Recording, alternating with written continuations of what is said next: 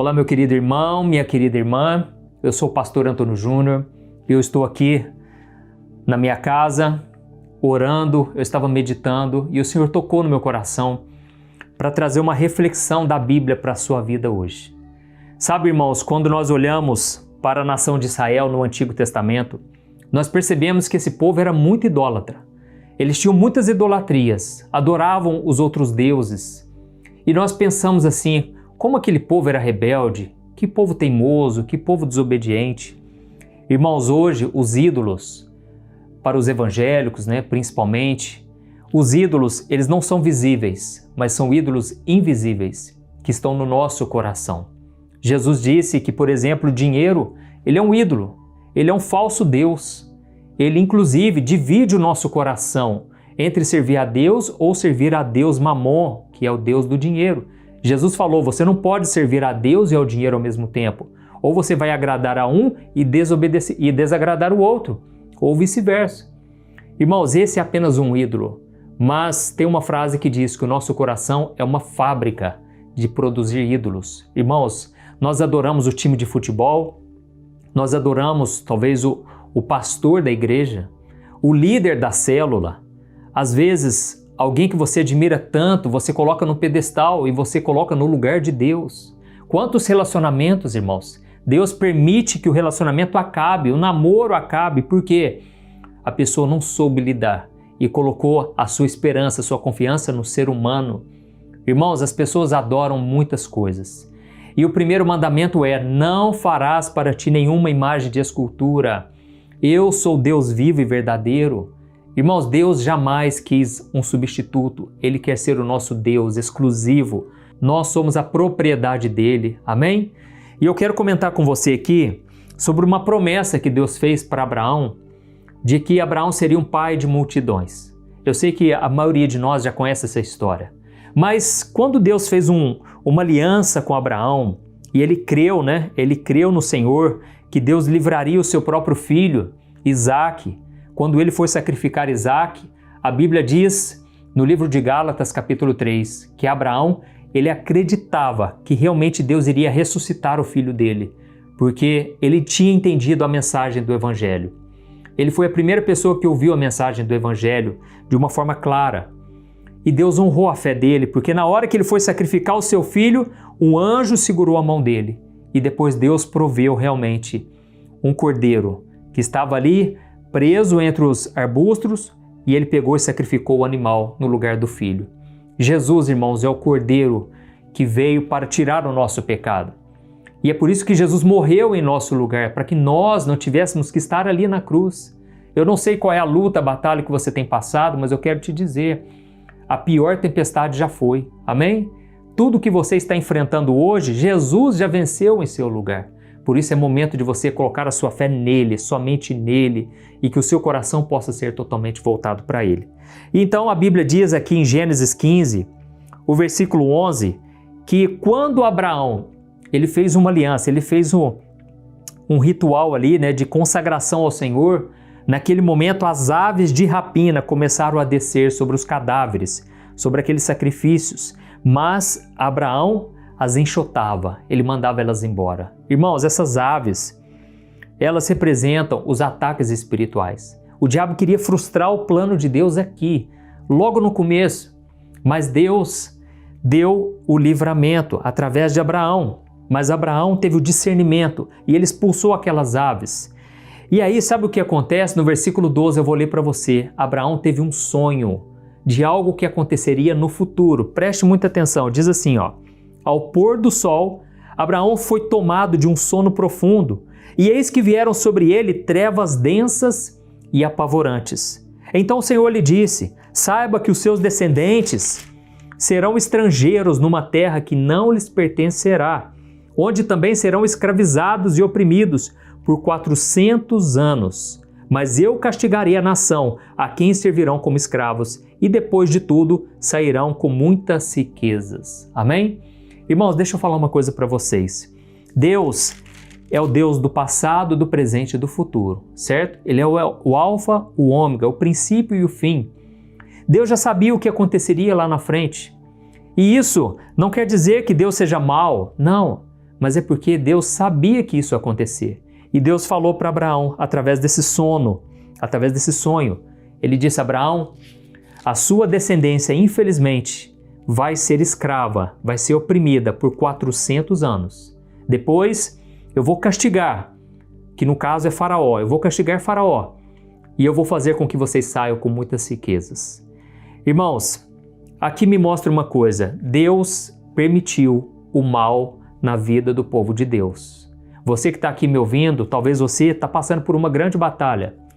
Saiba de uma coisa, independente da causa dessa batalha, dessa provação, Deus está no controle de tudo. Amém? Deus estava no controle da descendência de Abraão.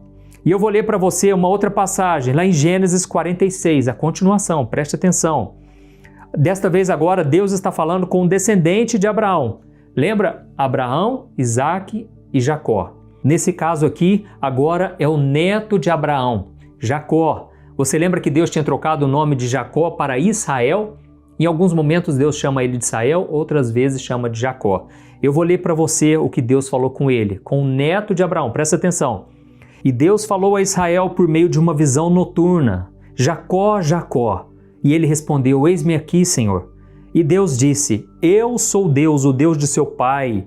Não tenha medo de descer ao Egito, porque lá eu farei de você uma grande nação. Eu mesmo descerei ao Egito com você e certamente o trarei de volta. E a mão de José fechará os seus olhos. Amém? Irmãos, vamos construindo essa história junto comigo.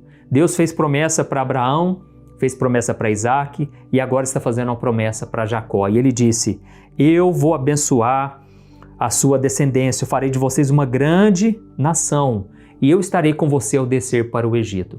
Lembra que Jacó, ele era o pai de José? E José, todos nós conhecemos a história dele, foi vendido pelos irmãos e até que Deus tornou José o governador do Egito, a segunda pessoa mais importante do Egito, só abaixo de Faraó. Irmãos, Deus estava com o filho de Jacó. Só que Jacó ele tinha uma preocupação muito grande, porque ele achava que o seu filho tinha morrido.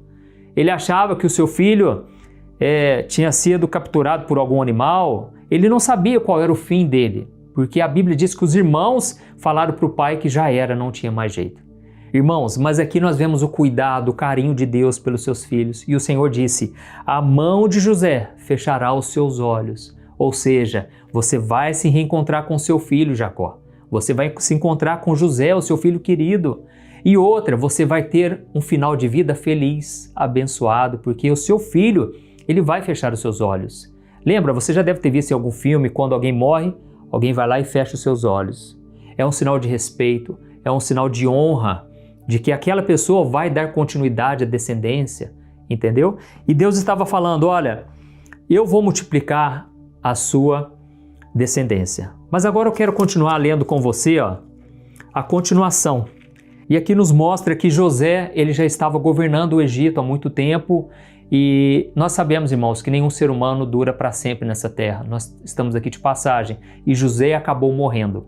E é aí que entra a questão, irmãos. Quando José estava governando, houve uma riqueza muito grande no Egito, Deus abençoou e aí a família de José veio morar com ele. Mais de 70 pessoas faziam parte de toda a família dele, vieram morar com ele. E a partir daquele grupo de pessoas, eles começaram a se multiplicar no Egito. E eu vou ler para você a continuação. Olha o que diz Êxodo capítulo 1, o versículo 6 e o versículo 7. Diz assim, ora, morreram José, todos os seus irmãos e toda aquela geração. Os israelitas, porém, eram férteis, proliferaram, tornaram-se numerosos e fortaleceram-se muito, tanto que encheram o Egito. Então subiu ao trono do Egito um novo rei, que nada sabia sobre José. E ele disse ao seu povo: vejam, o povo israelita é agora numeroso e mais forte do que nós. Nós temos que agir com astúcia, para que eles não se tornem ainda mais numerosos. E no caso de guerra, aliem-se aos nossos inimigos, e lutem contra nós e fujam do Egito.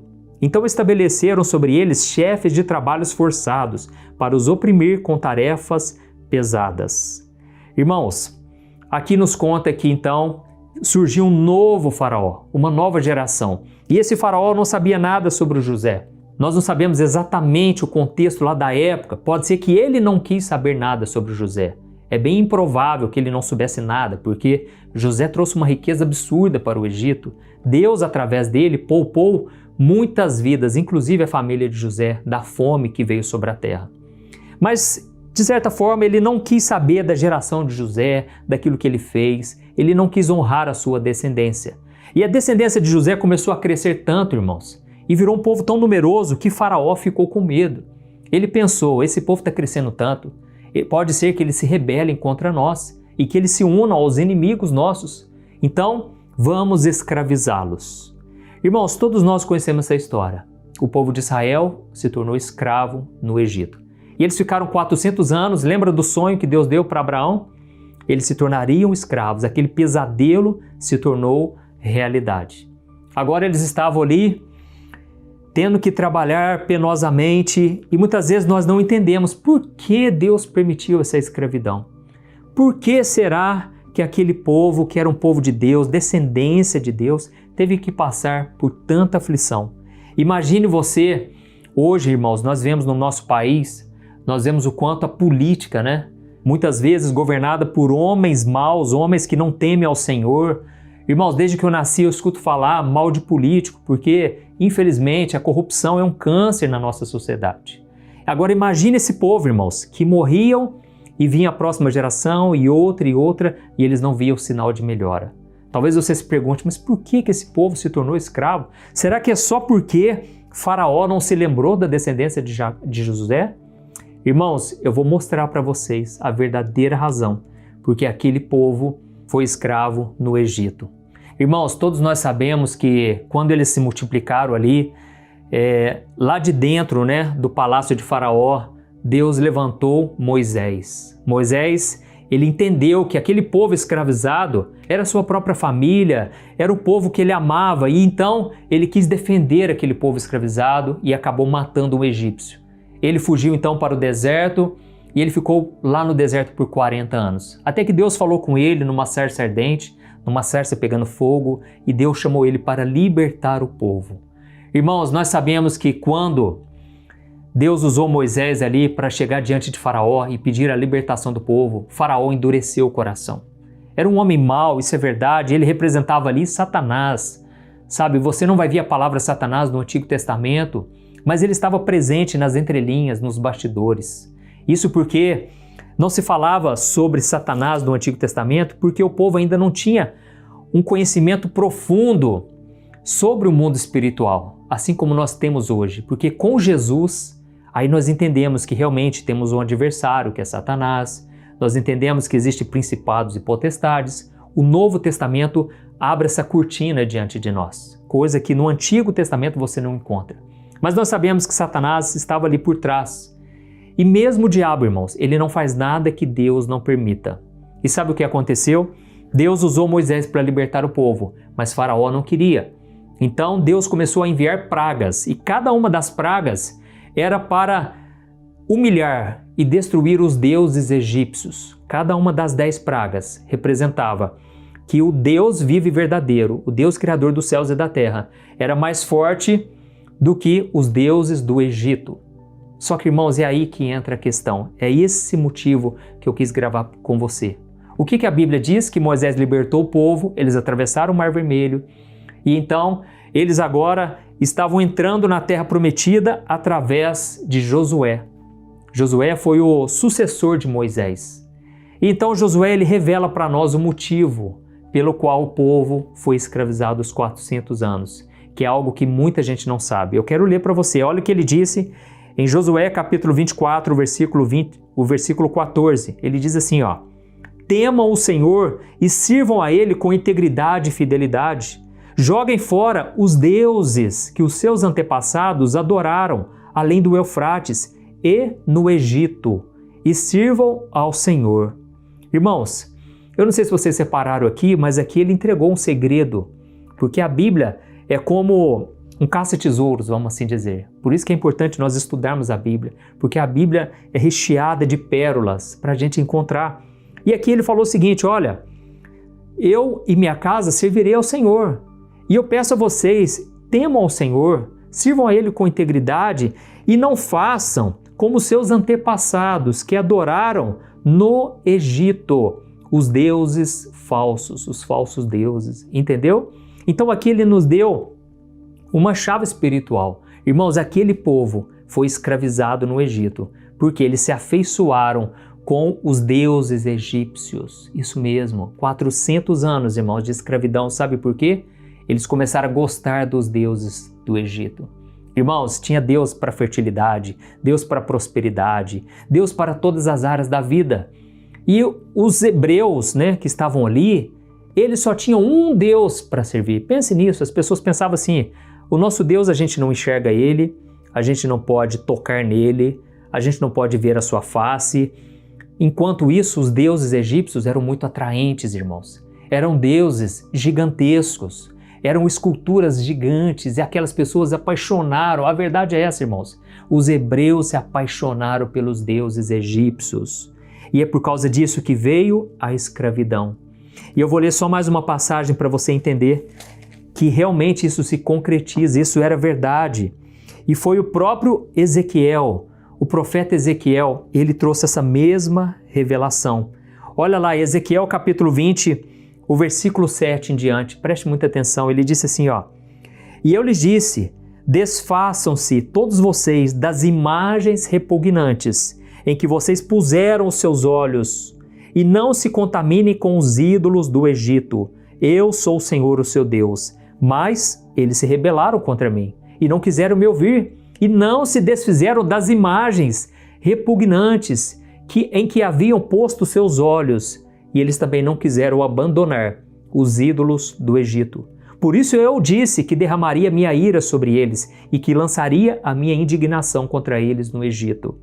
Mas, por amor do meu nome, eu agi, evitando que o meu nome fosse profanado aos olhos das nações entre as quais eles estavam, e à vista de quem eu tinha me revelado aos israelitas para tirá-los do Egito. Por isso eu os tirei do Egito e os trouxe para o deserto. Irmãos, aqui o profeta Ezequiel está nos falando o seguinte, olha, aquelas pessoas se apaixonaram pelas imagens repugnantes. Irmãos, foi muito atrativo tudo aquilo no Egito que eles viram. Eles nunca tinham visto nada parecido, sabe?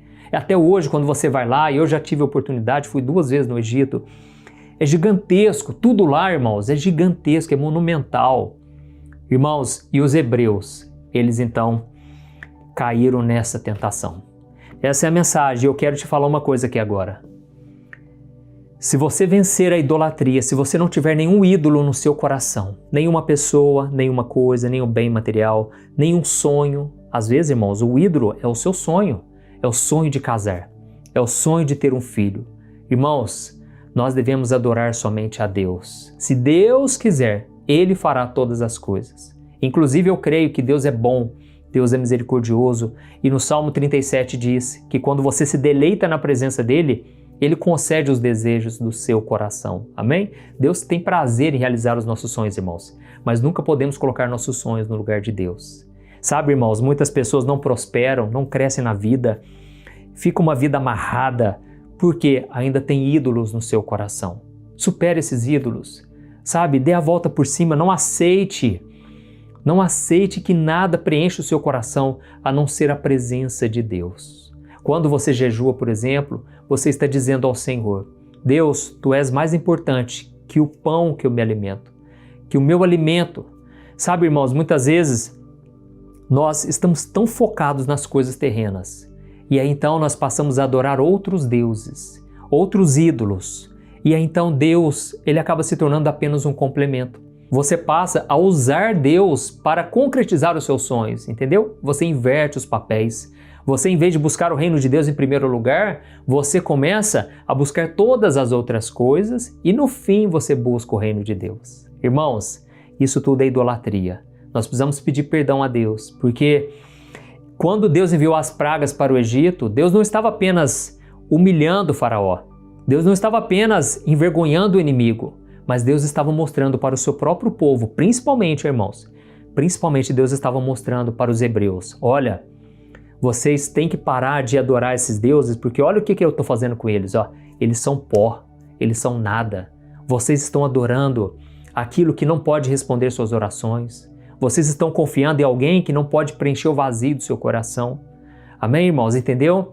Deus não estava apenas humilhando o faraó e os egípcios, mas ele estava dando uma lição para aquele povo. Vocês precisam se santificar.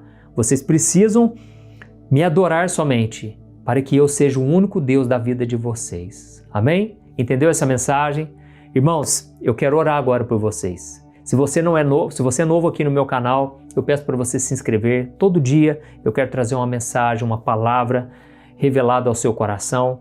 E eu peço que você clique aqui também no botão gostei. Isso ajuda muito o YouTube a enviar para mais pessoas, tá bom? Feche os seus olhos agora e vamos orar em nome de Jesus. Aleluia.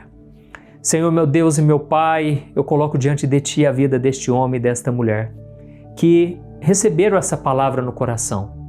Pai, em nome de Jesus eu te peço que o Senhor possa começar uma nova história na vida deles, Pai.